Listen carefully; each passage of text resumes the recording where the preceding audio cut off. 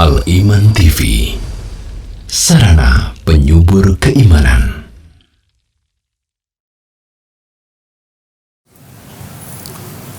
Assalamualaikum warahmatullahi wabarakatuh.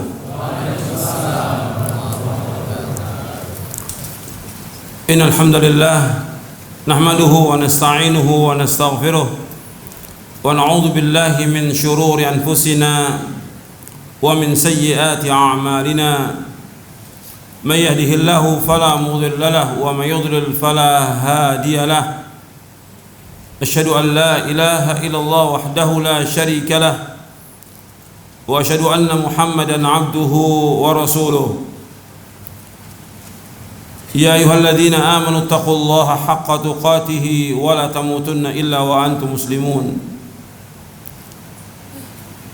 Ya ayyuhan nasu taqu rabbakumul ladzi khalaqakum min nafsin wahidah wa khalaqa minha zawjaha wa batha minhuma rijalan katsiran wa nisaa'a wattaqullaha alladzi tasaaluna bihi wal arham innallaha kana 'alaykum raqiba. Ya ayyuhalladzina amanu taqullaha wa qulu qawlan sadida yuslih lakum a'malakum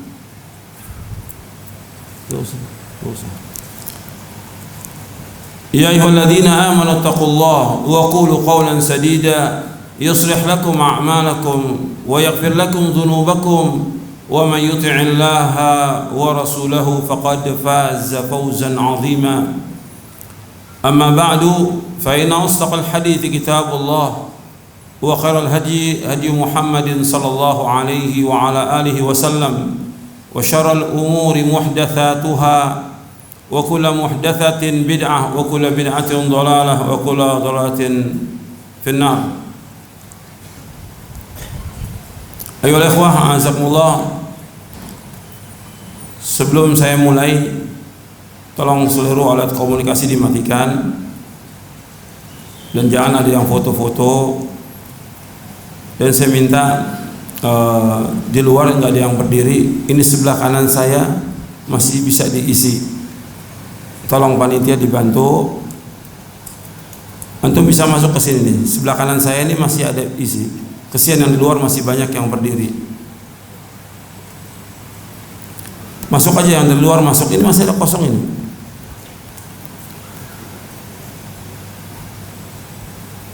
Tolong bergeser biar kesian yang di luar itu kesian.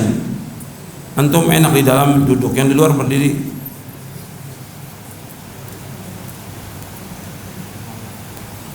Tawassau wa tafassahu yafsahillahu lakum. Luaskan, luaskan. Allah akan meluaskan rahmatnya untuk kalian.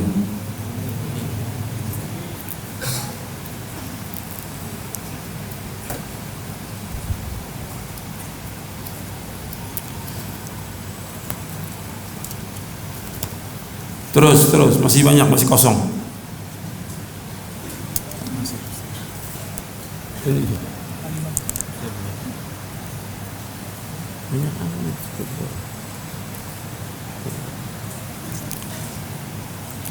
Ayolah ikhwah azakumullah, kepada bapak, ibu-ibu, ikhwan dan akhwat yang mudah-mudahan dirahmati oleh Allah SWT.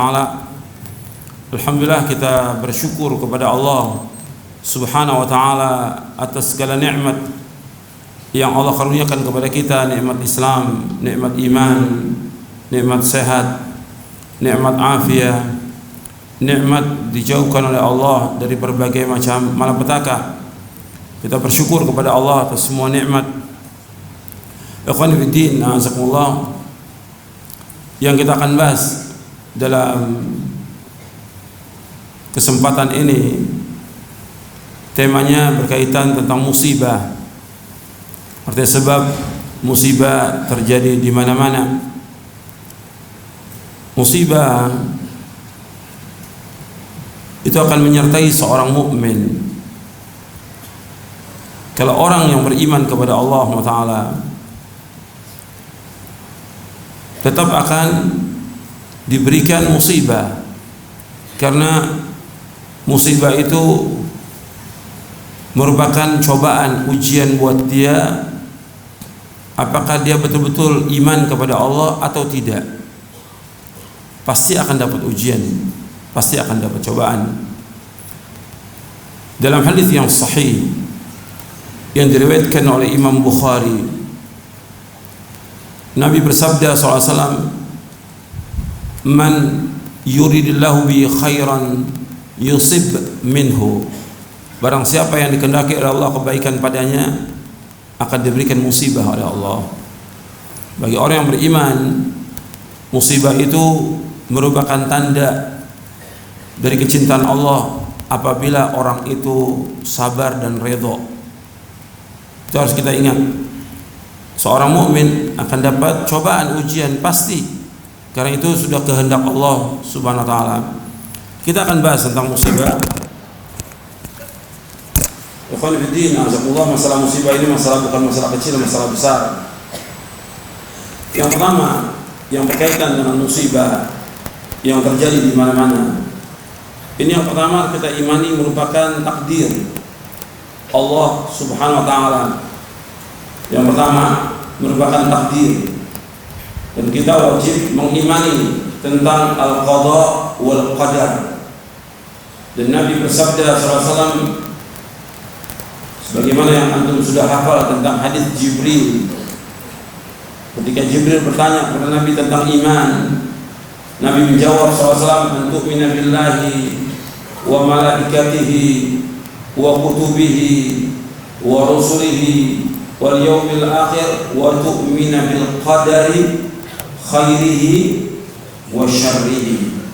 Engkau beriman kepada Allah, kepada malaikat-malaikatnya, kepada kitab-kitabnya, kepada rasul-rasulnya, dan iman kepada yaumul akhir.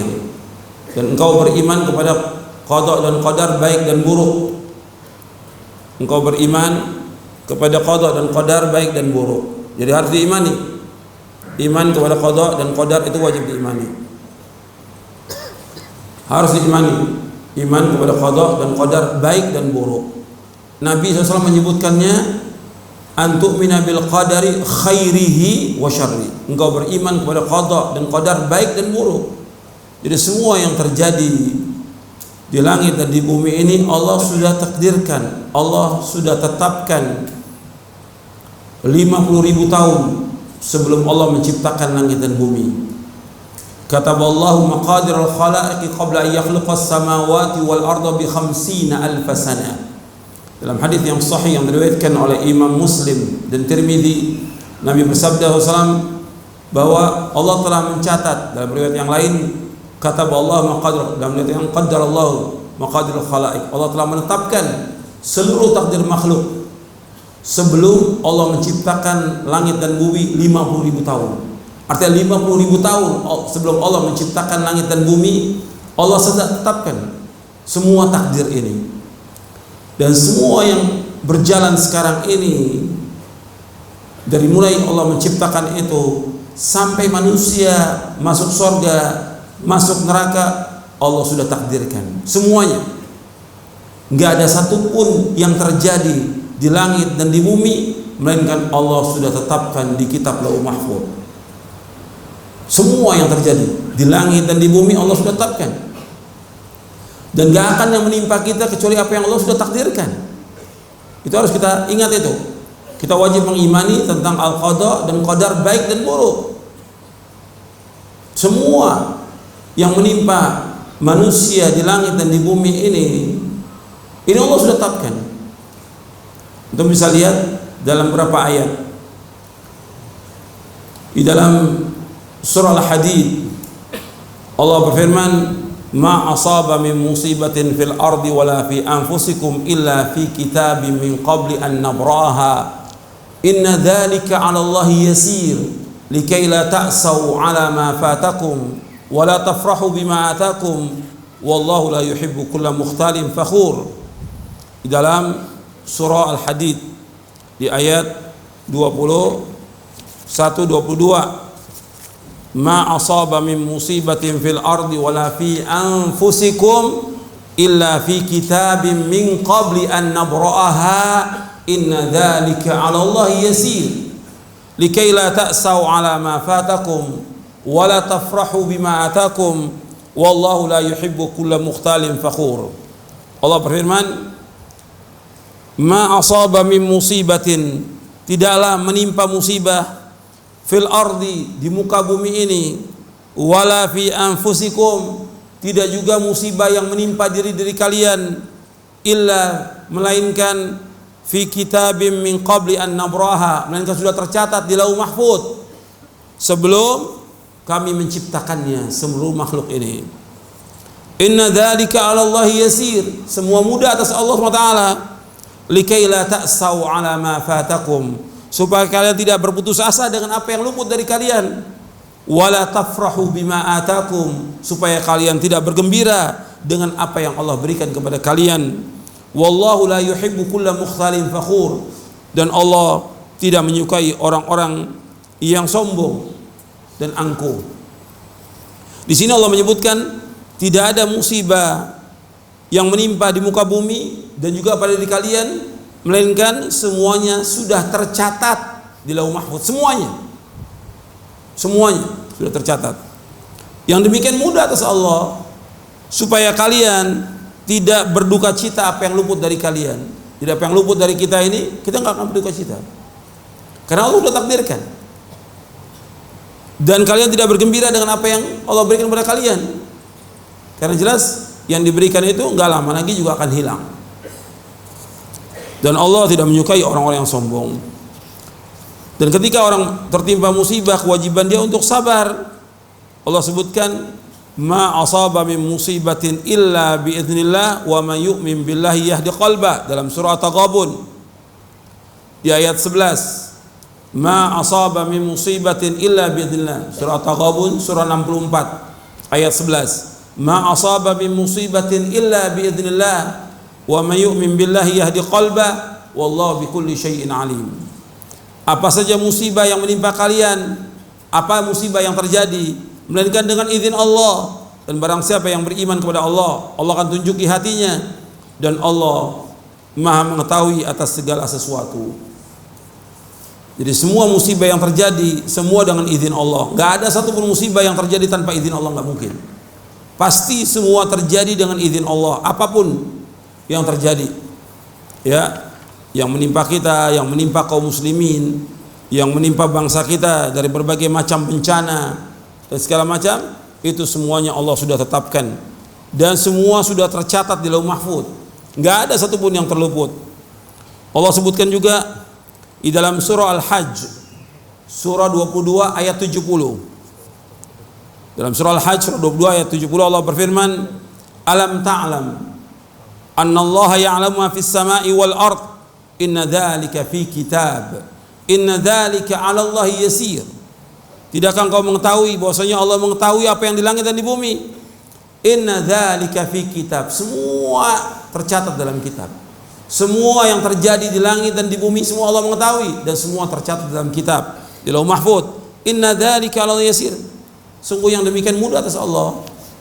Jadi ikhwani fiddin, azakumullah, bahwa kewajiban kita sebagai seorang mukmin mengimani tentang al-qada wal qadar, baik dan buruk.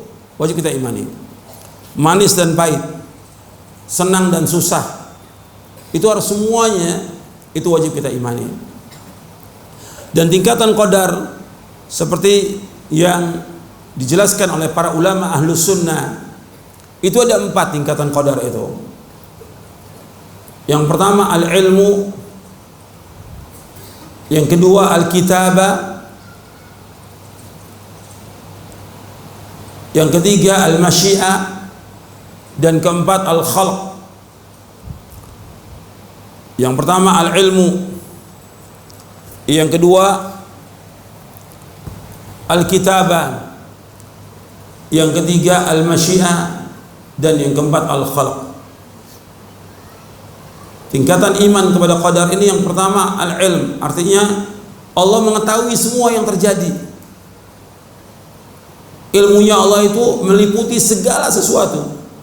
Qad ahata bikulli syai'in ilma. Bahwa segala sesuatu ini Allah tahu ilmunya. Enggak ada satupun yang terjadi di langit di bumi yang Allah enggak tahu. Enggak mungkin. Tidak mungkin. Semua yang terjadi di langit dan bumi, besar atau kecil, diketahui oleh Allah. Sampai biji-bijian yang tumbuh di tengah malam, daun yang basah dan kering di seluruh dunia ini Allah tahu. Tentang luasnya ilmunya Allah, Allah maha luas. Kalau ada orang mengingkari tentang ilmunya Allah ini, maka dia kafir, keluar dari agama Islam. Kalau ada orang mengingkari tentang ilmunya Allah, maka kafir, dia keluar dari agama Islam. Allah punya sifat al-ilm, dan di antara nama Allah SWT Asmaul Husna, bahwa Allah itu alim, Allah alamul ghuyub, yang tahu yang gaib, yang tahu semua yang terjadi hanya Allah saja. Gak ada satupun yang bisa menyamai ini, hanya Allah saja yang tahu. Antum buka ayatnya dalam surah Al-An'am, surah yang ke-6 ayat 59. Allah berfirman, wa indahu mafatihul ghaibi la ya'lamuha illahu wa ya'lamu fil barri wal bahr wa ma tasqutu min waraqatin illa ya'lamuha wa la habatin fi dhulumatil ardi wa la ratbin wa la yabisin illa fi kitabim mubin. Allah berfirman dalam surah Al-An'am surah yang ke-6 ayat 59, wa indahu mafatihul ghaibi, dan bagi Allah semua kunci-kunci yang gaib, la ya'lamuha illahu, tidak ada yang mengetahuinya kecuali hanya Allah.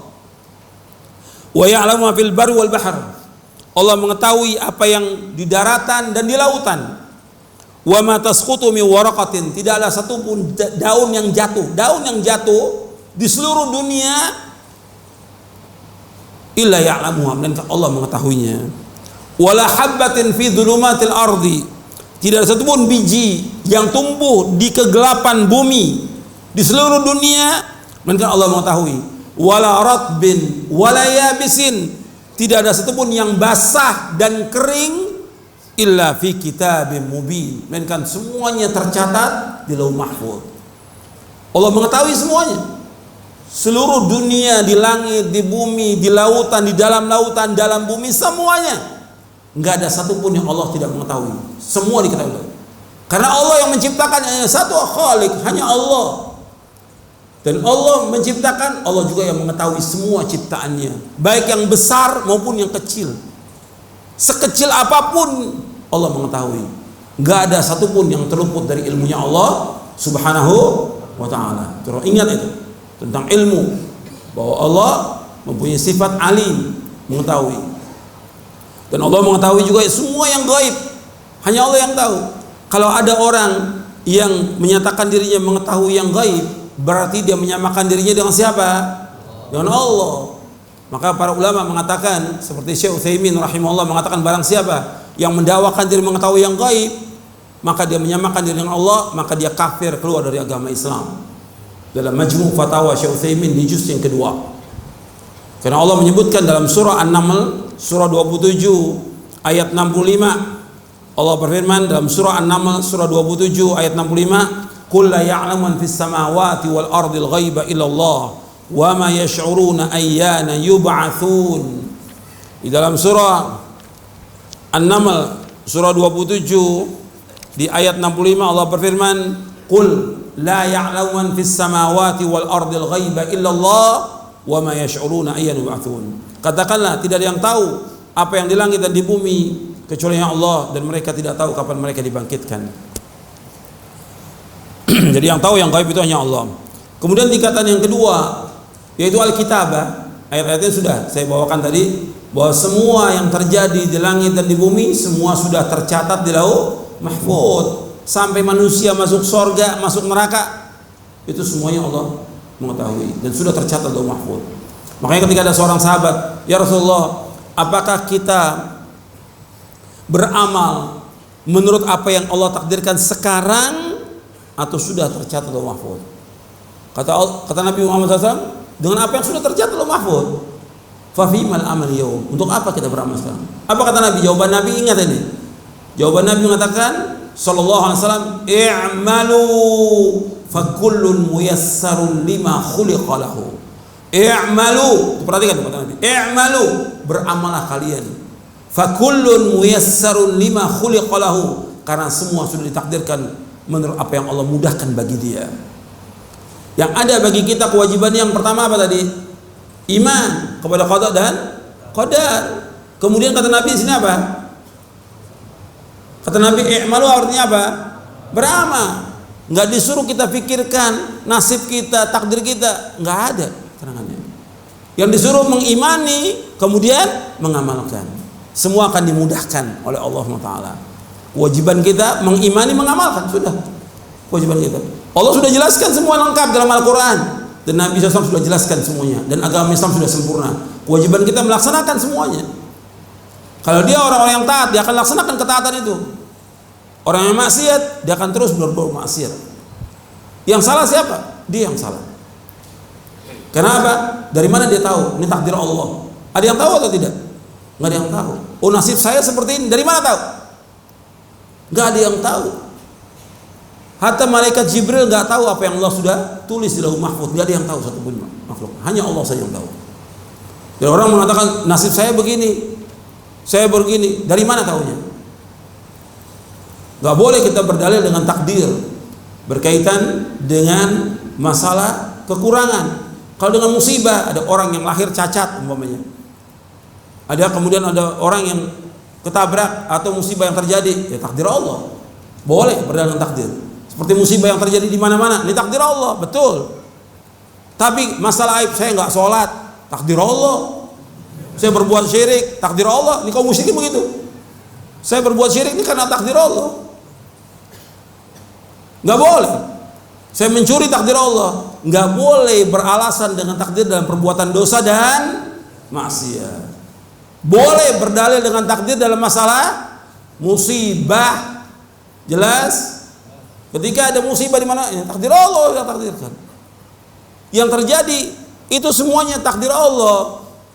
Bukan terjadinya karena ini tsunami, karena lempengan-lempengan laut ini yang terjadi. Nggak beriman dia kepada Allah. Ini terjadi karena ada begini getaran. Ini nggak beriman kepada Allah. Dia wajib mengimani bahwa semua terjadi di langit dan di bumi ini Allah yang kehendaki. Itu yang ketiga. Nggak mungkin terjadi di langit dan bumi apa yang Allah tidak kehendaki. Semua terjadi di langit dengan apa yang Allah kehendaki. Nggak mungkin terjadi tanpa kehendak Allah. Nggak mungkin. Allah kehendaki, dan semua ada hikmahnya. Semua ada hikmahnya. Kemudian semua ini Allah sudah ciptakan. Yang keempat itu Allah sudah ciptakan. Dan ikhwan fillah, na'azakumullah, ini penting berkaitan dengan masalah iman. Ini penting. Masalah iman sangat penting ini. Sebab banyak orang-orang tidak beriman, mengandalkannya kepada apa? BMKG. Iman kepada paling penting iman. Ini semua terjadi dengan kehendak Allah. Tapi yang paling penting semua itu dengan sebab dosa dan maksiat manusia. Perhatikan itu. Semua dengan sebab dosa dan maksiat. Semua yang terjadi dengan sebab dosa dan maksiat. Bagi orang-orang yang beriman, musibah itu merupakan cobaan, ujian buat dia, dan merupakan kecintaan kalau seandainya dia itu redho.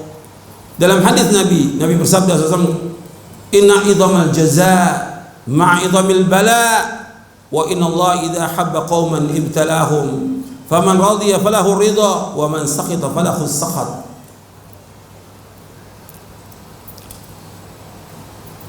Jadi ini masuk yang kedua, ya. Yang poin pertama, kita wajib mengimani tentang takdir baik dan buruk. Yang kedua, bahwa musibah itu terjadi dengan kehendak Allah Ta'ala. Yang ketiga, bahwa musibah bagi seorang mukmin merupakan ganjaran dan pahala bagi dia selama dia sabar dan ridho. Yang ketiga, bahwa musibah bagi seorang mukmin merupakan apa? Ganjaran pahala. Dengan syarat apa? Sabar dan ridho. Nabi bersabda SAW dalam hadis yang diriwayatkan oleh Imam Tirmidzi dan Ibnu Majah dari sahabat Anas radhiyallahu anhu, Nabi bersabda SAW, inna idhamal jazaa ma'a idhamil bala wa inna Allah idha habba qauman ibtalahum faman radiya falahu ridha wa man sakhita falahu sakhat. Sesungguhnya besarnya ganjaran tergantung dari besarnya musibah. Sesungguhnya besarnya ganjaran tergantung dari besarnya musibah. Dan sesungguhnya Allah apabila mencintai satu kaum, Allah akan menguji mereka. Barang siapa yang redha, maka Allah akan redha kepadanya. Dan barang siapa yang murka, maka Allah akan murka kepadanya. Hadis hasan yang diriwayatkan oleh Imam At-Tirmidzi dan Ibnu Majah dari sahabat Anas radhiyallahu anhu. Nabi menyebutkan sesungguhnya besarnya ganjaran tergantung besarnya musibah. Semakin seorang mukmin terkena musibah, semakin besar ganjarannya. Dan ganjaran-ganjaran itu ikhwani fiddin tergantung dari imannya. Semakin dia kuat imannya, semakin berat juga cobaannya. Yang paling berat cobaan ujian siapa? Siapa? Para nabi dan para rasul. Para nabi para rasul berdosa enggak? Para nabi para rasul berdosa atau tidak? Mereka apa? Maksum. Seandainya mereka ada berbuat dosa, itu mesti Allah Subhanahu wa taala akan menegur langsung. Mereka disuruh untuk tobat, Allah terima tobatnya. Itu yang dikatakan maksum. Tapi kalau anak Adam secara umum nggak ada yang menegur, nggak ada juga bahwa dosanya diampuni Allah. Tapi kalau Nabi langsung, Allah sebut tentang Adam, Allah sebutkan tentang Musa, Allah sebut tentang lainnya, langsung ditegur dan diampuni dosanya oleh Allah. Itu dikatakan maksum. Kemudian setelah itu para sahabat, para tabi'in dan para orang-orang, para ulama Ahlussunnah, cobaannya berat, besar ganjarannya. Tapi mereka sabar dan redha. Sudah masuk Isya ya? Belum. Sabar dan redha. Sabar dan redha. Kemudian ikhwani fillah, nazakumullah, ini kenikmatan bagi orang-orang yang beriman. Makanya ketika orang itu beriman dapat cobaan, ujian, dia harus sabar dan redha. Sabar redha. Allah akan tunjuki hatinya. Seperti Allah sebutkan dalam surah At-Taghabun tadi, surah 64 ayat 11, ma asaba min musibatin illa biidznillah wa man yu'min billahi yahdi qalbah wallahu bikulli syai'in alim. Surah At-Taghabun ayat 11, tidak tertimpa musibah melainkan dengan izin Allah. Barang siapa yang mengimani, Allah akan tunjuki hatinya. Mengimani tentang qadar ini, Allah tunjuki hatinya. Diberikan dia untuk sabar dan redha dengan musibah itu. Dan Allah Maha mengetahui. Kemudian selanjutnya yang keempat, tentang sebab terjadinya musibah di mana-mana. Kalau untuk orang beriman, saya bicara panjang ini, semua waktunya nggak cukup. Yang saya akan fokuskan yang keempat ini berkaitan dengan musibah yang bencana terjadi di mana-mana. Ini tentunya kalau kita lihat dengan sebab dosa dan maksiat yang dilakukan oleh manusia. Musibah dengan sebab dosa dan maksiat yang dilakukan oleh manusia. Allah berfirman dalam surah Asy-Syura, surah 42 ayat 30. Allah berfirman, "Wa ma asabakum min musibatin fabima kasabat aydikum wa ya'fu an katsir." Apa saja musibah yang menimpa kalian dengan sebab dosa-dosa kalian, dan Allah banyak memberikan maaf kepada kalian. Jadi apa saja musibah kalian dengan sebab dosa, dan Allah banyak memberikan maaf. Kalau seandainya Allah tidak memberikan maaf, sudah hancur ini semuanya. Karena dosanya sudah luar biasa. Antum lihat, antum ini di Surabaya atau di Jakarta atau di kota besar yang lain, semua masih dilakukan. Semuanya. Dosa syirik, dosa bid'ah, dosa durhaka pada orang tua, riba, minum khamar, perzinaan, pelacuran, LGBT, homo. Belum lagi dosa-dosa yang lain sekian banyak. Ratusan dosa dilakukan oleh manusia, jelas-jelas terang-terangan. Kalau Allah mau azab, Allah azab semuanya. Tapi maka di sini di ayat ini wa ya'fu an katsir, Allah banyak memberikan maaf.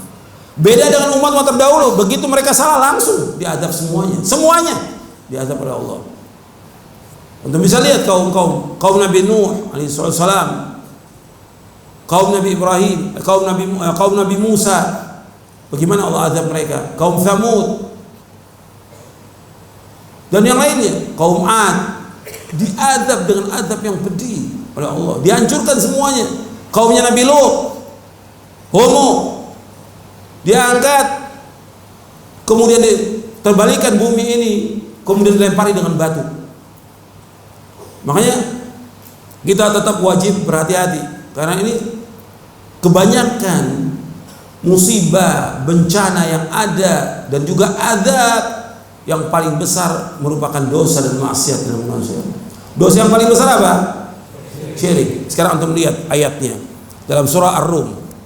Antum jelas ini. Dosa yang paling besar ini adalah syirik. Makanya kita terus mendakwakan dakwah tauhid, melarang orang dari syirik. Antum lihat surah Ar-Rum.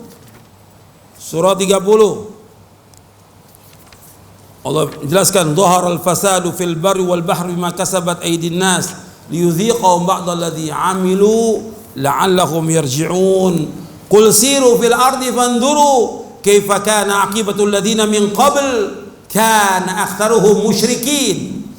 Allah berfirman dalam surah Ar-Rum surah 30 ayat 41, "Dhaharal fasadu fil barri wal bahr." Telah tampak kerusakan di daratan dan di lautan, bima kasabat aydin nas, dengan sebab tangan-tangan manusia. Liyudhiqahum ba'dalladzi 'amilu, agar Allah merasakan kepada mereka sebagian yang mereka kerjakan, la'allahum yarji'un, agar mereka kembali kepada Allah Taala. Qul siru, di ayat 42-nya, qul siru, katakanlah berjalanlah di muka bumi, qul siru fil ard, berjalanlah di muka bumi. Fanduru, perhatikannya, lihat yang terjadi ini. Kaifa kana aqibatul ladzina min qabl, bagaimana Allah mengazab orang-orang sebelum kalian. Apa kata Allah? Kana aktsaruhum musyrikin, kebanyakan mereka adalah musyrikin, berbuat syirik kepada Allah. Di Indonesia ini ada nggak orang berbuat syirik? Banyak, dan terang-terangan, dan angku dan sombong mereka berbuat syirik. Diingatkan tidak mau mereka, bahkan dibela oleh para kiai, para ustadznya, para tokoh-tokoh agama membela kesyirikan. Jelas syirik. Ini sebab yang akan mendatangkan azab dari Allah Taala. Kana aktsaruhum musyrikin, kata Allah. Karena kebanyakan mereka adalah orang-orang yang berbuat syirik kepada Allah SWT. Makanya Allah tidak mengazab semuanya ini untuk umat Nabi Muhammad, dan Allah akan sempurnakan azabnya kapan? Nanti di akhirat. Ini yang mengerikan. Di akhirat akan disempurnakan azabnya. Makanya kalau seandainya Allah turunkan azab sekarang ini karena banyaknya maksiat dan dosa yang besar dilakukan di Indonesia ini, habis semuanya. Semuanya, hatta binatang ternak pun juga kena. Allah menyebutkan di dalam surah Fatir. Allah menyebutkan surah Fatir ayat 45, "Walau yu'akhidullahu an-nasa bima kasabu ma taraka 'ala dhahriha min dabbah." Kalau seandainya manusia ini Allah azab dengan sebab dosa-dosa mereka, maka Allah nggak tinggalkan di muka bumi ini meskipun satu binatang ternak, Allah nggak tinggalkan, semuanya kena.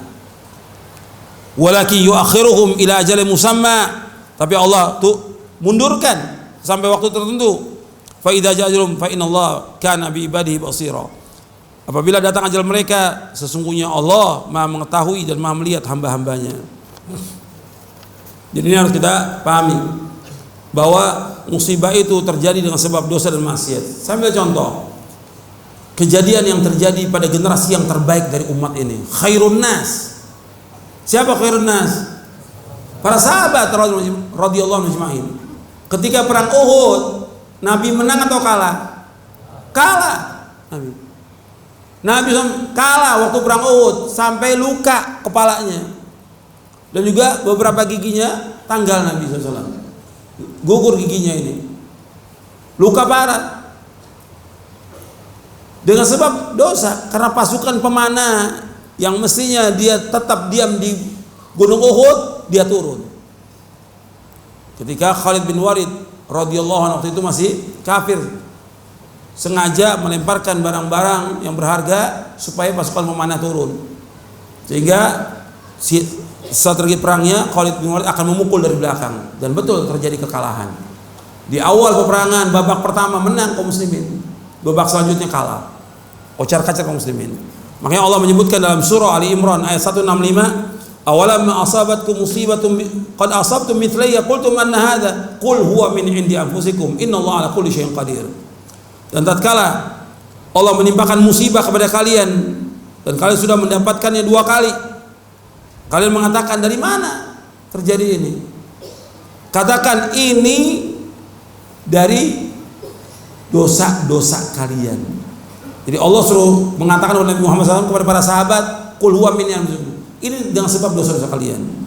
Innallaha ala kulli syai'in qadir, sungguhnya Allah itu Maha berkuasa atas segala sesuatu. Jadi ikhwan fillah, azakumullah, dosa-dosa yang kita lihat sekarang ini, musibah-musibah terjadi di mana-mana karena perbuatan dosa. Makanya harus diingat nih oleh semuanya ini, oleh kita semuanya kaum muslimin, oleh para pejabat, oleh para pemimpin, semuanya, oleh tokoh-tokoh agama. Perhatikan, ini semua musibah dan akan terus terjadi musibah dengan sebab apa? Dosa. Kalau mereka nggak kembali kepada Allah, terus musibah. Dan ini nggak berhenti sampai sekarang, musibah ini terus berlanjut. Apa itu bentuknya? Gempa, kemudian tsunami, kemudian yang lainnya lagi, semua kebakaran, longsor, banjir, ada pesawat kemudian pecah, dan segala macam musibah nggak akan berhenti. Karena apa? Tidak lepas dari dosa dan maksiat manusia, dan akan terus. Makanya kalau kita lihat dosa-dosa yang dilakukan oleh manusia, dan kita lihat di bangsa kita, bangsa Indonesia ini, yaitu dosa-dosa mereka yang mereka lakukan terang-terangan, dosa besar tanpa malu, terang-terangan, dan mereka tidak ada rasa takut kepada Allah. Dosa apa? Yang pertama itu dosa syirik, menyekutukan Allah. Orang menyembah patung, menyembah pohon, menyembah batu, menyembah kubur, terang-terangan, ngasih sesaji kepada dewa-dewa laut. Baru kena musibah sudah ngasih lagi, baru kena musibah dikasih lagi. Ini syirik besar ini. Sesaji, menyembelih kepada selain Allah, ini dilaknat. La'anallahu man dzaba li ghairillah. Allah melaknat orang menyembelih untuk selain Allah. Dan berat dosanya, dosa syirik, dosa besar yang paling besar. Dan kiai-kiai tahu ini perbuatan syirik. Para kiai, para ustadz, habib, tokoh-tokoh agama tahu ini perbuatan syirik. Jangan dibiarkan. Nasihati, ingatkan. Jangan melawan Allah. Jangan angkuh dan sombong. Jangan diganti itu dengan kalimat-kalimat yang lain. Syirik ya syirik sudah. Jangan diganti dengan kalimat-kalimat yang lain. Ini kan tradisi, ini adat, ini kebudayaan. Syirik. Syirik ya tetap syirik. Gak ada adat, gak ada budaya, gak ada tradisi. Syirik. Jangan melawan Allah. Jangan menantang Allah. Allah akan turunkan azab lagi nanti. Syirik harus tobat kepada Allah, kembali kepada Allah. Jangan melawan Allah. Ini banyak orang manusia yang melawan Allah. Allah Maha besar, Allah Maha berkuasa. Allah yang menciptakan langit dan bumi. Langit dan bumi digenggam di tangannya Allah. Semuanya kecil. Jangan angkuh, jangan sombong. Manusia ini dibandingkan dengan binatang masih lebih kuat binatang. Manusia lemah. Wa khuliqal insanu dha'ifa. Diciptakan manusia lemah. Makanya jangan sombong. Diingatkan oleh Allah dengan azab ini dan musibah ini agar mereka kembali kepada Allah. Azab bagi orang-orang yang maksiat, bagi orang-orang yang durhaka kepada Allah SWT, bagi orang menentang dikasih azab. Bagi orang yang beriman kepada Allah merupakan musibah. Jelas ya, banyak orang masih menyembah kepada selain Allah, nyembah patung, nyembah pohon, nyembah batu, nyembah kubur. Ini syirik. Datang ke dukun, jimat, masih ada. Banyaknya dukun-dukun, paranormal, orang pintar. Ini semua membawa kesyirikan. Kemudian juga dosa durhaka pada orang tua. Masih banyak anak-anak yang durhaka pada orang tua. Maka saya ingatkan, kajian-kajian kita selalu mengajak anak itu untuk berbuat baik pada orang tua. Birrul walidain. Ini sering saya sampaikan. Setiap kajian saya ingatkan kita harus berbakti pada orang tua. Karena setelah Allah mengingatkan tentang bertauhid kepada Allah, Allah ingatkan berbakti pada orang tua. Selalu dalam ayat. wa'budullaha wa la tusyriku bihi syai'a wa bil walidaini ihsana. Dalam beribadah kepada Allah jangan berbuat syirik dan berbuat baik pada orang tua. Selalu kita ingatkan berbakti pada orang tua. Allah juga ingatkan wa qadara rabbuka alla ta'budu illa iyyahu wa bil walidaini ihsana. Allah telah mewajibkan tidak boleh kalian beribadah hanya kepada Allah saja dan adalah kalian berbuat baik pada orang tua. Kajian-kajian kita selalu mengajak orang untuk berbuat baik pada orang tua. Ini kajian yang bermanfaat buat kita, buat masyarakat dan buat bangsa Indonesia bermanfaat. Kalau anak-anak ini berbakti pada orang tuanya, justru kajian ini paling bermanfaat. Karena apa? Selalu mengajarkan bagaimana cara berbakti yang benar kepada orang tua. Dan saya ada nulis buku tentang berbakti pada orang tua, birrul walidain. Anak-anak kita ajak untuk kembali kepada Allah. Ini manfaat. Dakwah salaf ini dakwah yang barokah. Justru Anda bisa lihat dengan dakwah ini masjid penuh, banyak orang sholat di masjid. Anda lihat dakwah-dakwah yang lain, nggak ngajak orang ke masjid. Justru sebagian besar dari masjid diajak keluar masjid. Waktunya adzan mereka pada kabur. Ini banyak terjadi. Justru kita ini mengajak orang untuk kembali kepada Allah, untuk taat kepada Allah, untuk bertakwa beriman. Justru ada dakwah salaf ini, mesti bersyukur pemerintah. Bersyukur pemerintah dengan ada dakwah salaf ini. Bangsa ini kalau mereka semua beriman, bertakwa, Allah turunkan apa? Barokah dari langit dan bumi. Walau anna ahlal qura amanu wattaqau la fatahna 'alaihim barakatin minas samai wal ard walakin kadzdzabu fa akhadnahum bima kanu yaksibun. Allah sebutkan dalam surah Al-A'raf. Antum lihat itu. Allah menyebutkan dalam surah Al-A'raf. Jadi justru dakwah kita ini dakwah yang sejuk. Dakwah yang membawa kepada maslahatan dunia dan akhirat, dakwah kita. Itu tuduhan-tuduhan dari sebagian tokoh-tokoh agama dan juga para pejabat yang tidak ngerti agama. Jangan bicara soal agama. Pejabat-pejabat yang nggak ngerti agama, jangan bicara soal agama. Jangan nuduh Salafi, Wahabi, teroris. Jangan nuduh. Antum lihat dulu. Dosa besar dan Allah akan tuntut sampai hari kiamat tuduhan-tuduhan itu.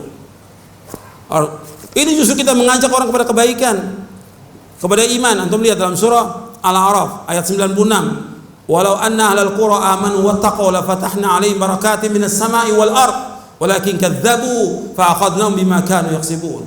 Kalau seandainya penduduk desa, penduduk kota, penduduk negeri semuanya mereka beriman dan bertakwa kepada Allah, kami akan bukakan atas mereka barokah, kebaikan dari langit dan bumi. Akan tapi mereka mendustakan, maka kami siksa mereka dengan sebab apa yang mereka usahakan. Jadi Allah akan menyiksa dengan sebab apa yang mereka usahakan. Perhatikan itu. Kemudian juga kalau kita lihat lagi dosa yang besar lagi selain syirik, durhaka kepada orang tua, meninggalkan sholat. Di mana-mana orang meninggalkan sholat. Orang awamnya, kemudian juga mahasiswa, pejabat, para pekerja, orang-orang di pasar, supir-supir, banyak. Atau orang-orang pemerintahan, para pejabat banyak meninggalkan sholat. Ini sebab datangnya azab di mana-mana. Nggak sholat, diazab oleh Allah dan kena air semuanya dengan sebab perbuatan dosa mereka. Kemudian riba di mana-mana, riba, ya, orang melakukan muamalah riba, perzinaan di mana-mana, homo, udah jelas homo. Ini jelas pelanggaran syariat. Dan tidak sesuai dengan fitrah. Fitrah, melanggar fitrah. Mata binatang juga melakukan demikian. Ini homo. Malah dibilang dikasihani, diizinkan, dibolehkan. Ini melawan Allah, menantang Allah. Allah yang mengharamkan dalam Al-Quran dan Nabi Muhammad mengharamkan. Sampai Nabi mengatakan, man wajadtumu ya'malu amala qaumi Lut faqtulul fa'ila wal maf'ula bih. Apabila kamu mendapatkan orang yang dia melakukan perbuatan homo, liwat, homoseks, maka bunuh dia dan bunuh yang dilakukannya, pelaku dan dilakukannya, dua-duanya suruh bunuh. Nabi yang bersabda, dan hadis ini hasan, yang melakukan pemerintah harus dibunuh. Kok malah dikasihani, malah diberikan izin dan segala macam? Ini nggak benar. Ini justru yang melakukan ini dan memberikan demikian orang-orang yang tidak suka dengan agama Islam.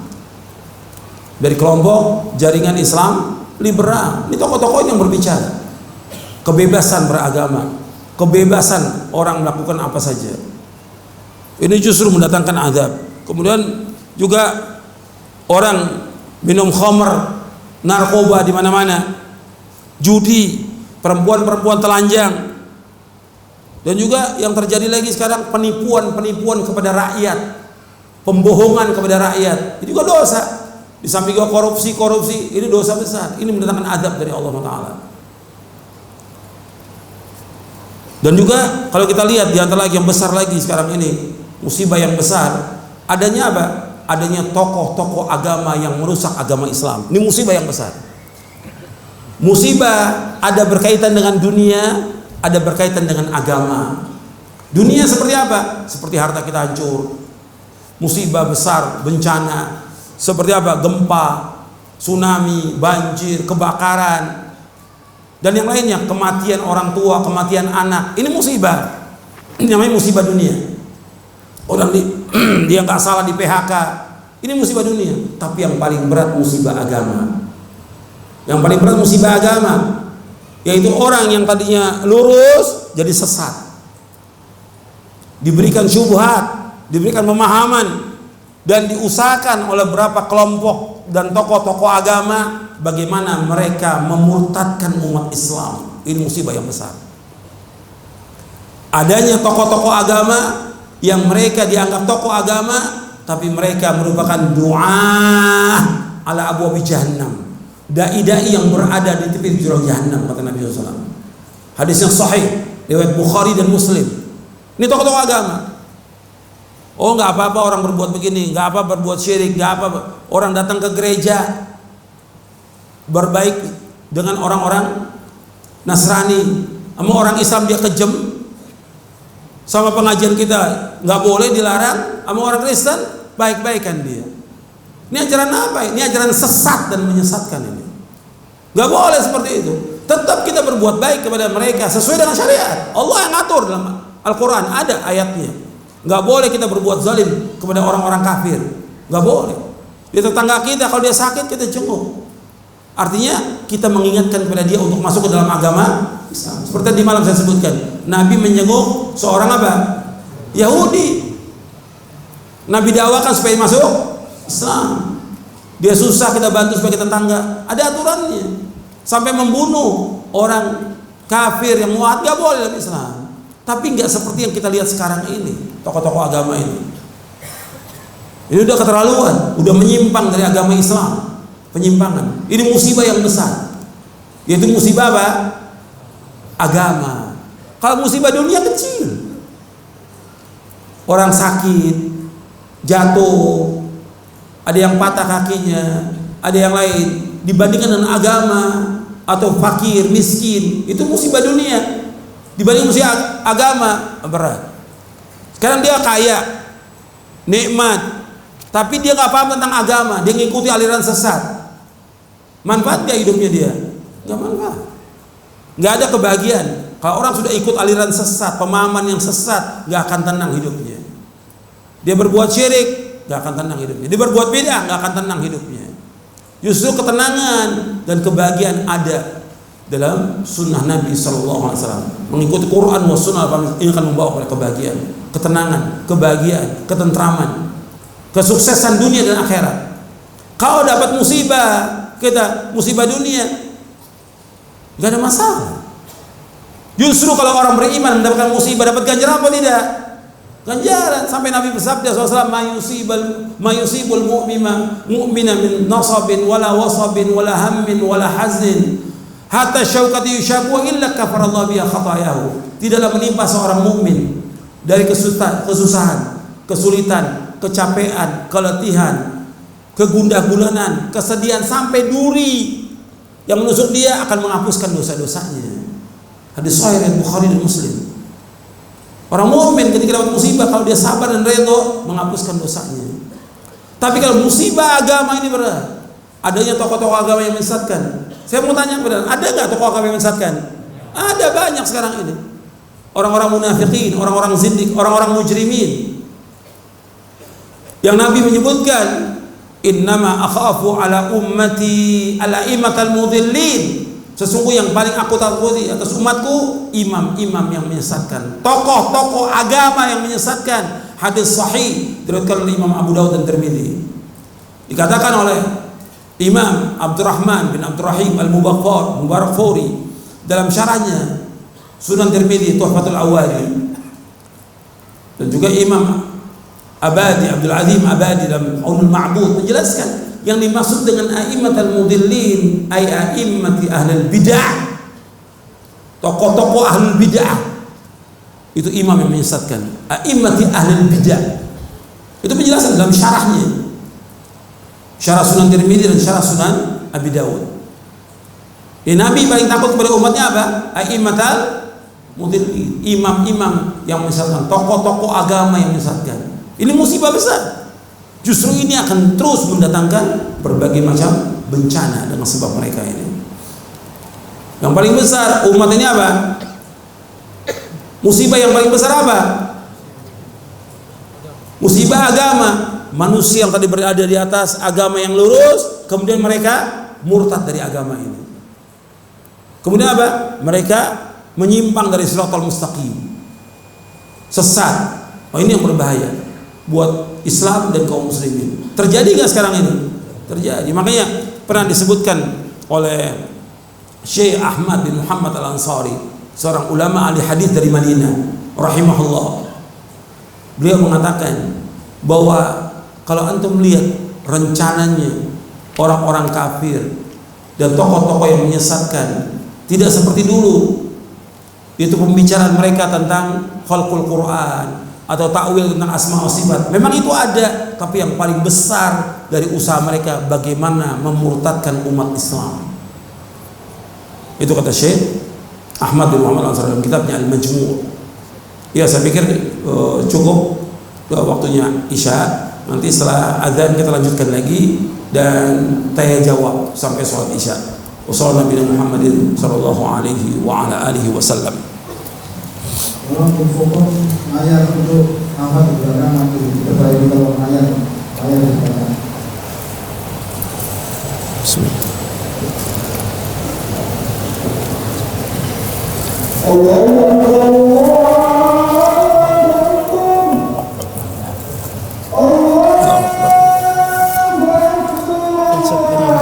Oh, salah itu. Iya, itu Aliman TV. Yang mana? Ini yang ini. Yang mana? Aliman TV. Ini jadi sini. Dalam surah Tahrim ayat 8. Wahai orang beriman, tobatlah kalian kepada Allah dengan tobat nasuha. Tobat yang ikhlas, tobat yang jujur, tobat yang benar. Tobat, tubu ila Allah taubatan nasuha. Dan Allah juga berfirman dalam surah An-Nur ayat 31, wa tubu ila Allahi jami'an ayyuhal mu'minuna la'alakum tuflihun. Bertobatlah kalian semua kepada Allah wahai orang beriman agar kalian menjadi orang-orang yang sukses. Taubat kepada Allah dengan taubatan nasuha. Kemudian yang selanjutnya, poin yang keenam, yang terakhir, jangan merasa aman dengan azab Allah. Kalau saya sebutkan taubat ini semuanya, ya masyarakat, kemudian juga para pejabatnya, tokoh-tokoh agama, semuanya harus taubat. Kita ini semua, saya dan antum sama, harus taubat kepada Allah Ta'ala. Jangan merasa aman. Yang ke-6, jangan merasa aman dengan azab Allah. Itu ingat, antum lihat sekarang ayatnya, jangan merasa aman dengan azab Allah. Karena bukan mustahil Allah akan turunkan azab pada semuanya. Allah berfirman dalam surah Al-A'raf, surah yang ke-7 ayat 97 sampai ayat 99. Allah berfirman, afa amina ahlul qura ayatihum ba'suna bayatan wa hum naimun. Apakah penduduk desa, penduduk kota, penduduk negeri merasa aman akan datang kepada mereka azab kami di waktu malam dalam keadaan mereka sedang tidur? Awa amina ahlul qura ayatihum ba'suna duha wa hum yal'abun. Apakah merasa aman penduduk desa, penduduk kota, penduduk negeri akan datang pada mereka azab kami di waktu duha, di waktu siang, di saat mereka sedang bermain? Afa aminu makrallah fala ya'manu makrallah illa al-qaumul khasirun. Apakah mereka merasa aman dengan makarnya Allah? Dan tidak ada yang merasa aman dengan makar Allah kecuali orang-orang yang rugi. Jadi nggak boleh kita merasa aman. Merasa aman dengan azab Allah merupakan dosa besar. Ingat, merasa aman dengan azab Allah merupakan dosa besar. Dan yang kedua, putus asa dari rahmat Allah juga merupakan dosa besar. Saya ulangi, merasa aman dengan azab Allah merupakan dosa besar, dan putus asa dari rahmat Allah juga merupakan dosa besar. Ini jadikan satu bab oleh Syekh Muhammad bin Abdul Wahab dalam kitabnya Kitab Tauhid. Kemudian juga kita nggak boleh merasa aman dengan azab Allah, karena Allah akan turunkan azab, semuanya kena, hatta yang nggak berbuat. Sekarang di masyarakat ini ada orang minum khamar, ada yang berzina, atau ada yang riba, atau ada yang homo, atau yang lainnya. Itu yang tidak melakukannya juga akan kena nanti. Antum lihat ayatnya dalam surah Al-Anfal ayat 25. Surah Al-Anfal surah ke-8 ayat 25. Allah berfirman, "Wattaqu fitnatan la tusibanna alladziina zalamu minkum khassah wa'lamu annallaha syadidul iqab." Hendaklah kalian berhati-hati terhadap fitnah yang tidak menimpa orang-orang yang zalim di antara kalian saja. Ketahuilah bahwasanya Allah itu sangat keras siksanya. Jadi kita wajib hati-hati ini. Karena adab itu tidak berhenti. Karena apa? Terus. Kenapa saya katakan nggak berhenti? Kenapa? Siapa yang bisa jawab? Adab ini dan musibah ini akan terus. Kenapa? Karena banyaknya dosa dan maksiat yang dilakukan manusia. Nggak berhenti. Orang yang melakukan syirik, dia berbangga dengan kesyirikannya, bahkan membantah kita. Orang berbuat bid'ah tetap melakukan perbuatan bid'ahnya. Dan yang lain lagi, orang-orang yang merusak agama tetap ada dan dibiarkan oleh pemerintah. Jelas-jelas merusak agama, tokoh agama semua diam, nggak membantah. Ini penyesatan kepada umat dan juga pemurtatan umat sekarang ini yang terjadi. Nggak boleh kita diam. Kita harus terus menjelaskan kepada umat. Termasuk juga adanya Islam Nusantara. Ini juga dalam rangka memurtadkan umat Islam Nusantara ini. Nggak ada Islam Nusantara dalam Islam, nggak ada. Islam satu yang dibawa oleh Nabi Muhammad SAW. Ini dalam rangka apa? Supaya orang meninggalkan agamanya yang hak, kembali kepada agama nenek moyang, kebudayaan, tradisi nenek moyang. Jadi kita nggak bisa diam, terus mendakwakan ini. Sudah. Saya pikir cukup untuk kajiannya. Sampai sini ada beberapa pertanyaan yang masuk, dan pertanyaan ini tidak semuanya bisa saya jawab.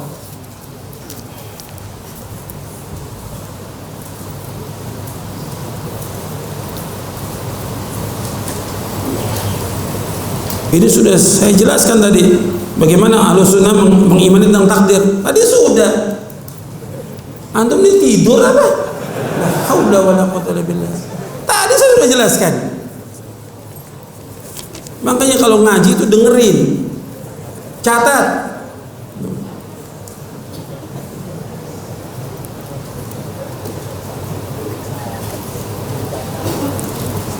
Sebagai talibul ilm, bagaimana kita menghindari fitnah syahwat dan fitnah syubhat? Ini fitnah syahwat dan syubhat nggak pernah berhenti mendatangi hati manusia. Bagaimana hadis yang sahih yang diriwayatkan oleh Imam Muslim. Bagaimana kita untuk melawannya? Ya antum terus menuntut ilmu. Tapi ilmu yang benar dasarnya Quran dan Sunnah menurut pemahaman salafus saleh. Antum belajar. Sebab ilmu ini nanti akan menghilangkan kotoran-kotoran hati itu. Dan niatnya kita ketika nuntut ilmu, antum perhatikan semua yang hadir dengarkan baik-baik. Bahwa kita nuntut ilmu, dikatakan oleh Imam Ahmad bahwa ilmu itu khasyatullah. Yang dikatakan ilmu apa? Khasyatullah. Semakin kita nuntut ilmu, semakin kita tambah takut kepada Allah, menjauhkan maksiat, bukan tambah berani. Baik yang ikhwan maupun akhwat. Banyak yang terjadi, sudah ngaji dianggap udah ngaji, kemudian berani dia berbuat dosa dan maksiat. Gak boleh. Justru dia kembali kepada Allah, taubat kepada Allah. Karena ilmu ini takut kepada Allah. Itu yang pertama, ilmu takut kepada Allah. Yang kedua, kita nuntut ilmu ini supaya hati kita tambah bersih. Bersih. Antum lihat dakwahnya Nabi Musa alaihissalam kepada orang yang paling togut di muka bumi siapa? Firaun. Yang diajak oleh Nabi Musa apa? idhab ila fir'auna innahu tagha faqul hal laka ila an tazakka wa ahdiyaka ila rabbika fatakhsha. Artinya dia ajak Firaun itu Nabi Musa untuk apa? Untuk takut kepada Allah, untuk membersihkan hati. Kalau Firaun disuruh dalam surah An-Nazi'at untuk membersihkan hati, apalagi kita. Jadi kita jangan kita merasa thalibul ilm, banyak ngaji, insya Allah kita aman. Penyakit kita ini banyak yang harus kita bersihkan, penyakit-penyakit hati.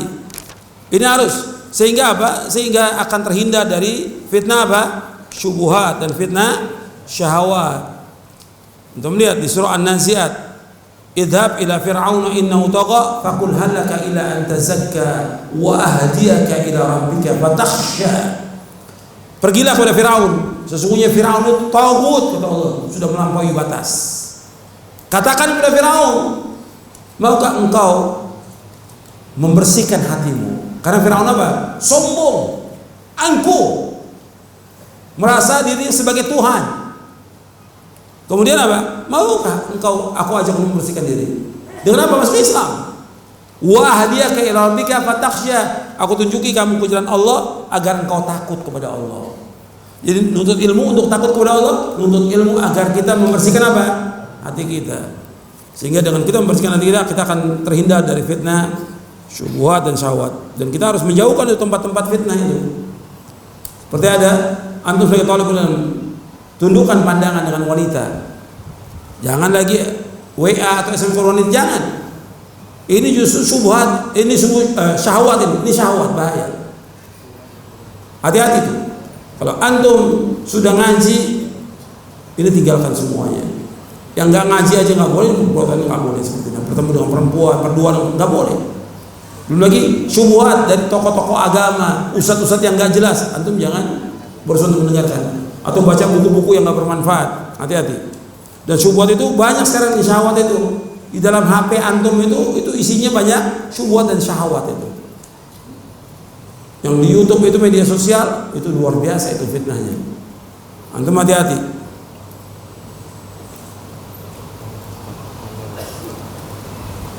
Bagaimana hukumnya orang yang dia belum cukup ilmu, belum menguasai bahasa Arab, juga belum menghafal hadis, dia ceramah? Ya nggak boleh. Nggak boleh orang nggak punya ilmu ceramah. Tadi saya sebutkan bahwa syarat untuk dakwah, syarat untuk ceramah, syarat untuk mengajarkan ilmu ini dia harus berilmu. Harus dia punya ilmu.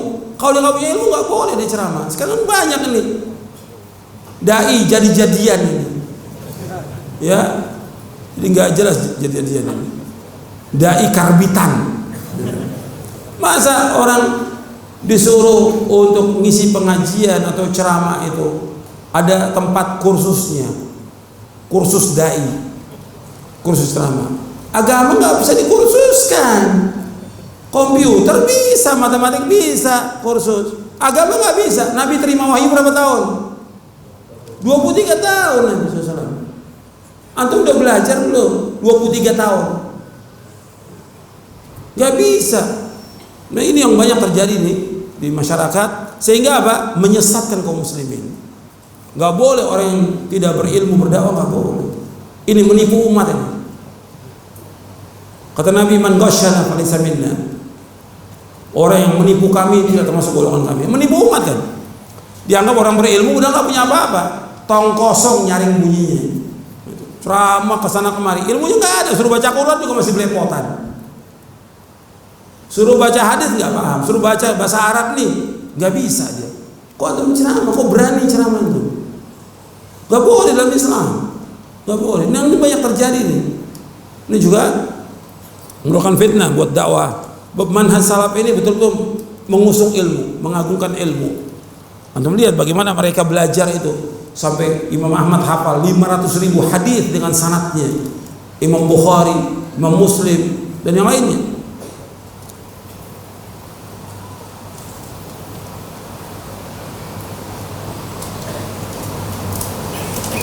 Kemanapun seorang berjalan maka dia akan menemui takdirnya. Iya, kemana aja kita berada, Allah sudah tetapkan takdir itu. Kemana aja kita.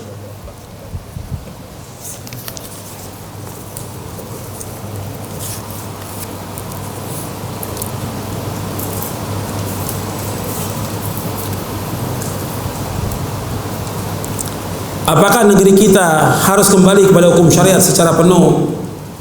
Terus bagaimana? Ya betul, tapi kan itu proses panjang untuk menegakkan syariat Islam, hukum Islam. Bukan dengan yel-yel, bukan dengan pawai, bukan dengan demo, bukan. Menegakkan syariat Islam dengan ilmu, dengan dakwah, dengan jihad, menyebarkan ilmu syar'i, mendakwakan ilmu syar'i pada umat, mendidik mereka di atas Quran wa sunnah al-masalah. Ini perjuangan yang panjang. Bukannya dakwah, kita harus punya pondok, lembaga pendidikan. Kita bina anak-anak dari mulai kecil, dari TK, SD, SMP, SMA, terus sampai mereka menjadi orang yang soleh dan soleha. Baru akan ada perubahan di negeri ini. Yang ada, pondok-pondoknya ada. Banyak pondok-pondok yang mengajarkan apa? Kesyirikan, bid'ah, dan yang lainnya. Pondok sunnah. Dan ini perlu perjuangan, sekolah-sekolah sunnah perlu perjuangan untuk memahami tentang agama. Di samping ada dai-dai yang mendakwakan kepada seluruh kaum muslimin dan juga para pejabatnya untuk memahami tentang agama yang hak ini. Ya panjang perjuangannya. Tidak cukup dengan buku, apalagi ceramah, mengkritik pemerintah, nggak ada manfaatnya. Antum mengkritik pemerintah di mimbar, di buku, nggak ada manfaat, sama sekali nggak ada manfaat. Yang manfaat mengajarkan ilmu yang bermanfaat pada umat. Itu yang kita minta, itu yang kita ajarkan. Kan doa Allahumma inni as'aluka ilman nafi'a wa rizqan thayyiban wa amalan mutaqabbal. Ya Allah, aku minta kepada Engkau ilmu yang bermanfaat, rezeki yang halal, dan amal yang diterima. Itu yang kita ajarkan kepada umat ini agar mereka memahami tentang ilmu syar'i dan amal soleh. Ini perjuangan dan ini jihad ini. Jadi sekarang untuk berhukum dengan hukum Allah nggak bisa cuma hanya sehari dua hari, dan tidak bisa ditegakkan hukum Allah melalui demokrasi, nggak bisa. Ingat itu, nggak akan tegak hukum Allah dengan demokrasi, tidak bisa. Karena demokrasi bukan dari Islam. Jangan kita sibuk dengan politik. Ini politik kotor. Kita sibuk dengan ilmu, belajar. Hatta para dai juga harus belajar. Belajar lagi tentang akidah, bukan ceramah kesana kemari. Habis waktunya nggak belajar. Orang ketika mau ceramah, kalau dia benar orang berilmu, dia punya persiapan paling tidak minimal 1 hari. Nah sekarang kalau orang ceramah sehari dua kali, 3, kapan persiapannya? Kapan persiapannya? Ini mengkhianati umat dan menipu umat. Dan juga para dai juga hati-hati, jangan sibuk dengan politik, ya. Jangan jadi tukang ramah, jangan jadi dukun. Ada dai-dai profesinya pindah jadi dukun. Atau di Facebooknya kita mesti namakan Ustadz Dukun. Karena apa? Meramal tentang politik sekarang begini, nggak ada manfaat, sama sekali nggak ada manfaat, rugi. Kata Nabi SAW, min husni islamil mar'i tarkuhu ma ya'ni. Kebaikan Islam seorang meninggalkan apa yang tidak bermanfaat bagi dia. Ada juga penceramah khutbah Jumat cerita tentang politik, nggak ada manfaat sama sekali. Dia nggak manfaat, umat nggak manfaat. Ini namanya dai-dai yang apa? Yang bodoh.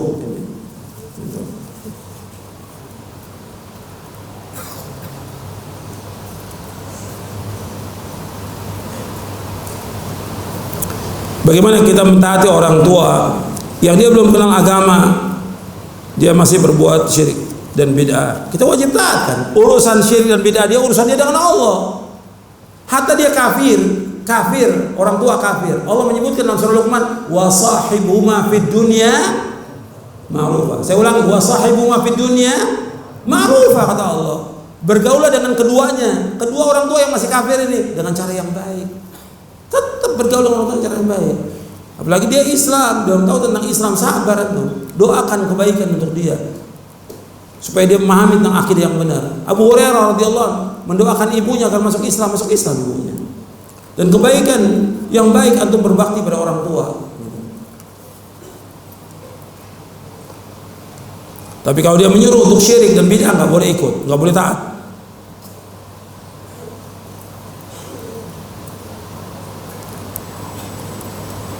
Gimana kalau orang tua itu memaksa kita untuk berbuat amalan bid'ah? Ya kita menghindar, kita cari alasan untuk menghindar. Kita jelaskan, kita tetap harus sabar menghadapi cobaan ujian dalam rumah tangga.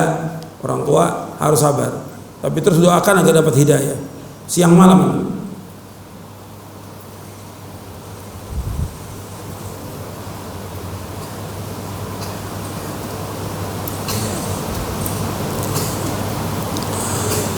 Tentang 50.000 tahun sebelum Allah menciptakan langit dan bumi, Allah sudah takdirkan. Bagaimana saya sudah nikah 10 tahun dan belum mendapatkan keturunan. Bagaimana tentang doa? Ya doa bisa, antum doa dan ikhtiar. Sabar. Antum lihat Nabi Ibrahim puluhan tahun belum punya anak, terus berdoa dan berjuang, Allah berikan keturunan.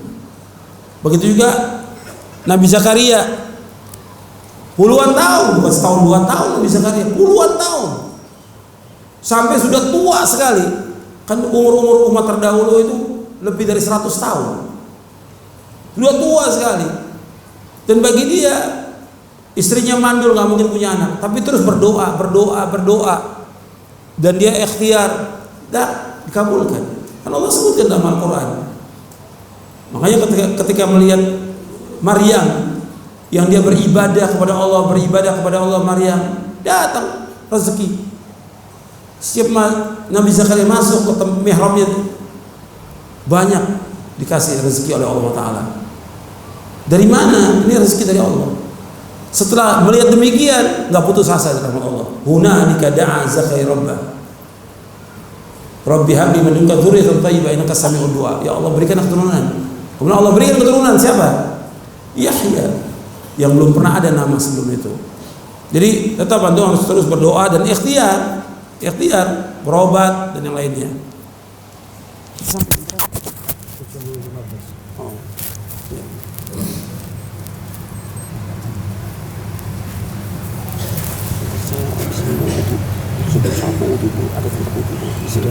Depan ada tempat wudhu siap.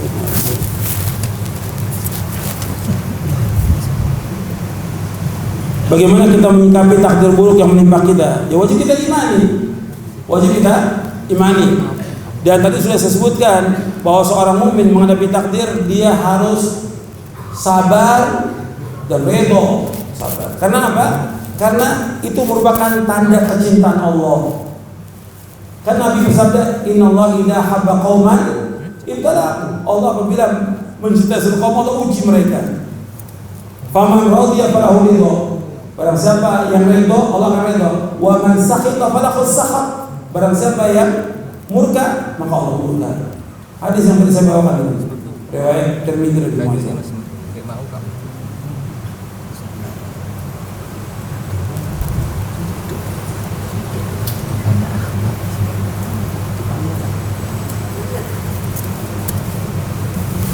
Tadi ada bagaimana nasihat Ustaz kepada orang yang terfitnah dengan wanita.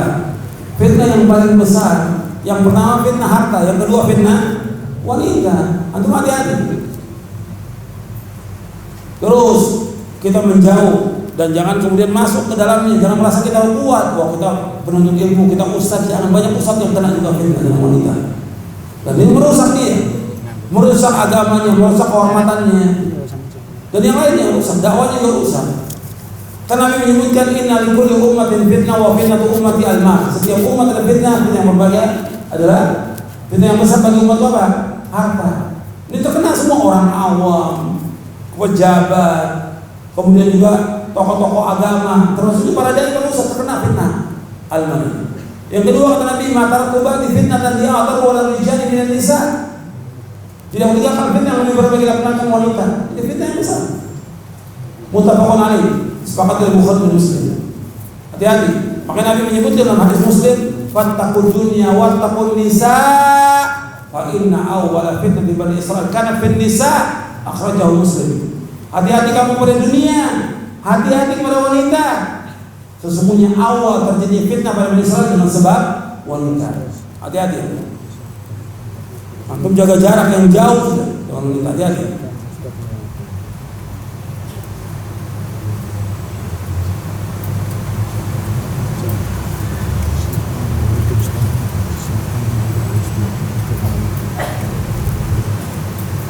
Bagaimana kalau orang tua masih menyimpan keris dan benda-benda klinik saat tapi belum berbuka? Bagaimana kalau kita buang Ya kalau memang kita punya kekuatan di situ, ya kita sebagai anak yang paling tua dan orang tua itu ikut apa kata kita, karena nafkahnya kita berikan kepada orang tua, kita punya kemampuan. Tapi kalau anda nggak punya kekuatan, ya jangan antum sabar, doakan.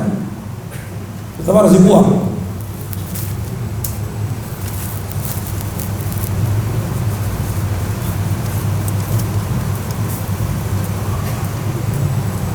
Bagaimana kalau ada orang mencalonkan diri sebagai pejabat atau pemimpin negeri demokrasi ini, niatnya untuk memperbaiki di negeri ini, apakah dibolehkan dalam syariat? Ini orang menghayal, khoyal,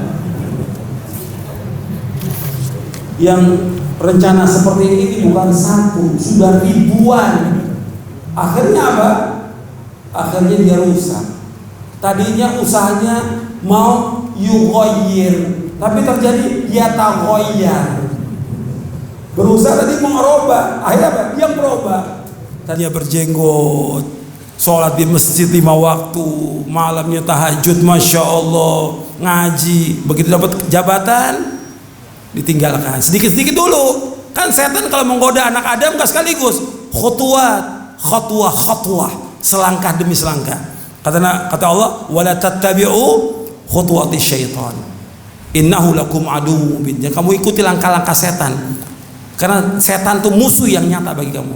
Khutwah, selangkah.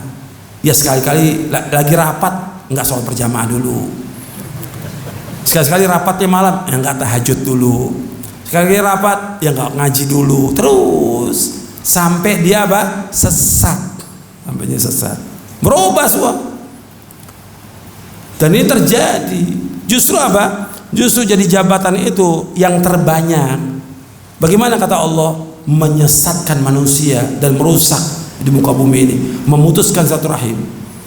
Allah berfirman di dalam surah Muhammad, fahal asaitum in tawallaitum an tufsidu fil ardi wa tuqatti'u arhamakum. Barangkali kamu, kalau kalian jadi pejabat atau penguasa atau pemimpin, kalian apa? Akan merusak di muka bumi ini. Dan kemudian kalian apa? Memutuskan rahmi. Yang terjadi rusak, kerusakan. Dia akan menyetujui apa? Menyetujui semua bentuk kesyirikan. Apa dia? Makanya saya katakan menghayal. Sekarang ketika dia jadi pejabat, apa dia sendiri? Tidak kan? Main di DPR atau MPR, apa dia sendiri? Kan banyak orang. Ketika rapat segala macam, putusan yang mana? Dalam demokrasi putusan yang mana diambil?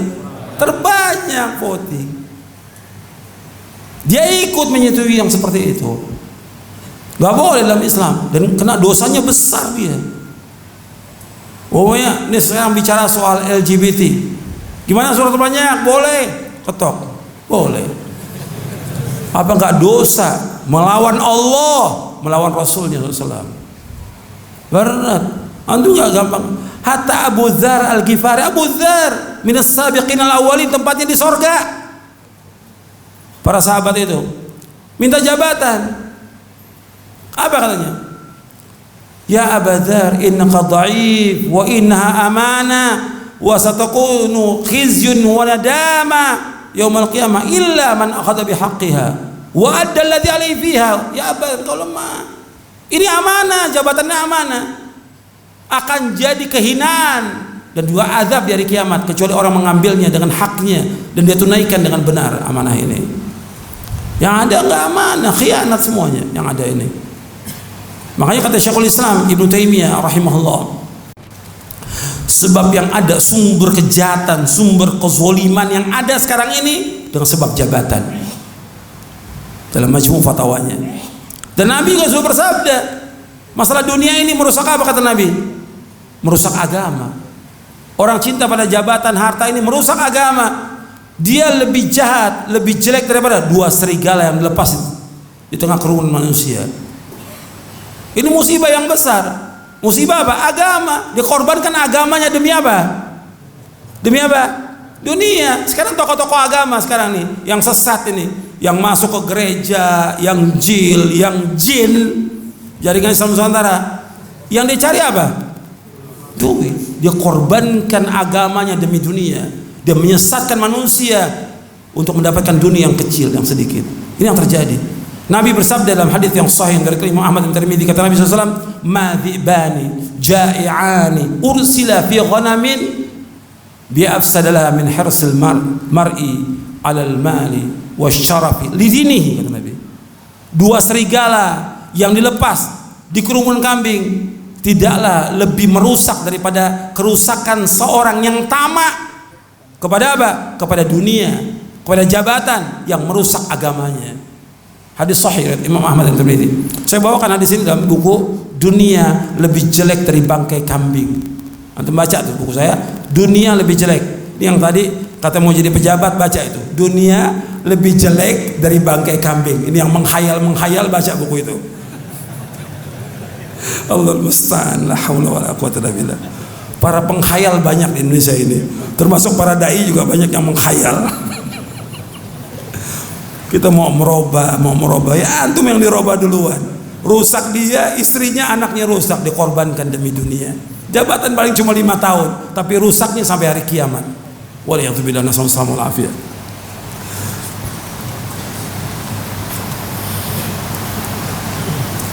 Bagaimana kita istiqomah? Tadi sudah ditanyakan dia siang ini. Berarti istiqomah antum berat istiqomah. Dan ini perjuangan untuk tetap konsekuen dan konsisten di atas agama Islam, Quran wa Sunnah. Ini perjuangan yang berat. Antum harus betul-betul berjuang, berjihad dan sabar, nuntut ilmu, mengamalkan amal-amal soleh, berdoa kepada Allah dengan doa ya muqallibal qulub tsabit qalbi ala dinik. Cari teman-teman yang soleh, cari teman yang soleh, yang satu akidah, satu manhaj. Cari. Kemudian kita terus baca kitab-kitab para ulama, sibukkan diri dengan ilmu. Banyak juga orang tidak istiqomah karena apa? Karena tadi dunia, fitnah apa? Syubhat dan syahwat. Enggak istiqomah lagi dia. Ini terkena pada semua, termasuk juga para dai. Ya, saya pikir cukup sampai di sini kajian kita. Mudah-mudahan yang sedikit ini bermanfaat untuk saya dan untuk antum sekalian. Kurang lebihnya saya mohon maaf, itu yang bisa saya sampaikan. Cuma ada satu sebelum akhir, sabar dulu, ada satu doa. Ini belum saya sampaikan ini doanya. Allahumma sholli ala Muhammad. Ketinggalan ya.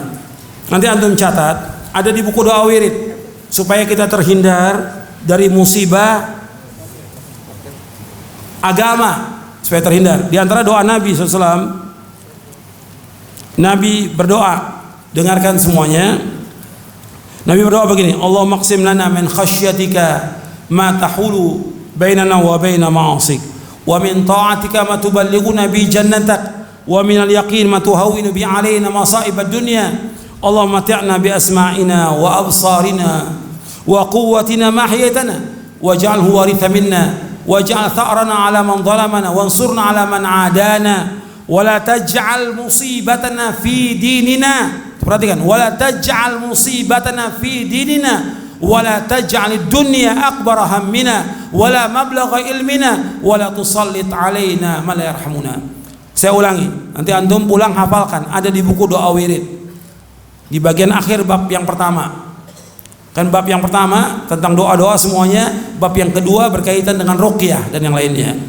Di akhir bab yang pertama saya bawakan Allahumma qsim lana min khasyatika ma tahulu bihi bainana wa baina ma'asik wa min ta'atika ma tuballighuna bihi jannatak wa min al-yaqin ma tuhawwinu bi alaina masa'ib ad-dunya. Allahumma mati'na bi asma'ina wa absarina wa quwwatina ma ahyaytana waj'alhu waritha minna waj'al tha'rana 'ala man zalamana wansurna 'ala man 'adana wa la taj'al musibatana fi dinina wa la taj'al ad-dunya akbar hammina wa la mablagha ilmina wa la tusallit 'alaina ma yarhamuna. Ya Allah, anugerahkan kepada kami rasa takut kepadamu yang dapat menghalangi antara kami dengan perbuatan maksiat kepadamu ya Allah. Ya Allah, anugerahkan kepada kami ketaatan kepadamu yang akan menyampaikan kami ke surgamu. Ya Allah, anugerahkan kepada kami keyakinan yang akan meringankan kami dari beban-beban musibah dunia ini. Ya Allah, anugerahkan kenikmatan kepada kami melalui pendengaran kami, penglihatan kami, dan dalam kekuatan kami selama kami masih hidup. Jadikanlah ia sebagai warisan bagi kami. Ya Allah, jadikanlah balasan kami atas orang-orang yang menganiaya kami, dan tolonglah kami terhadap orang-orang yang memusuhi kami, Ya Allah, janganlah Engkau jadikan musibah ini dalam urusan agama kami. Ya Allah, jangan Engkau jadikan musibah ini dalam urusan agama kami. Dan janganlah Engkau jadikan dunia sebesar-besar cita-cita puncak dari ilmu kami. Dan jangan Engkau jadikan orang yang tidak mengasihi kami berkuasa atas kami. Amin ya rabbal alamin. Wa sallallahu nabiyana Muhammadin sallallahu alaihi wasallam. Subhanallahi wa bihamdik, asyhadu an la ilaha illa anta astaghfiruka wa atubu ilaik. Assalamualaikum warahmatullahi wabarakatuh.